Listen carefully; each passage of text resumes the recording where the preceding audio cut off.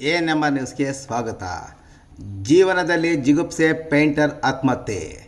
ಚಿಂತಾಮಣಿ ನಗರಕ್ಕೆ ಹೊಂದಿಕೊಂಡಿರುವ ಅಂಬಾಜಿದುರ್ಗ ಬೆಟ್ಟದ ತಪ್ಪಲಿನ ಪ್ರದೇಶದಲ್ಲಿ ಮರವೊಂದಕ್ಕೆ ವ್ಯಕ್ತಿಯೊಬ್ಬ ನೇಣು ಹಾಕಿಕೊಂಡು ಆತ್ಮಹತ್ಯೆ ಮಾಡಿಕೊಂಡಿದ್ದಾನೆ.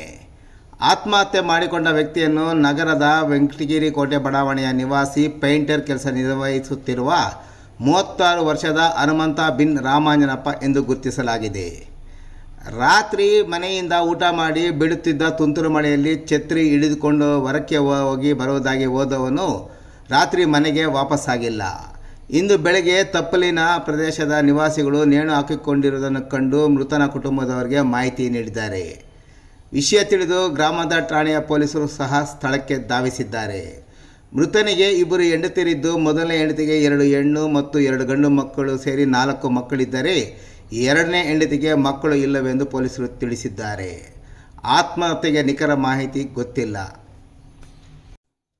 ಮೃತನ ಹೆಂಡತಿ ನೀಡಿದ ದೂರಿನ ಮೇಲೆ ಗ್ರಾಮಾಂತರ ಠಾಣೆಯ ಪೊಲೀಸರು ಪ್ರಕರಣ ದಾಖಲು ಮಾಡಿಕೊಂಡು ಮುಂದಿನ ಕ್ರಮ ಕೈಗೊಂಡಿದ್ದಾರೆ.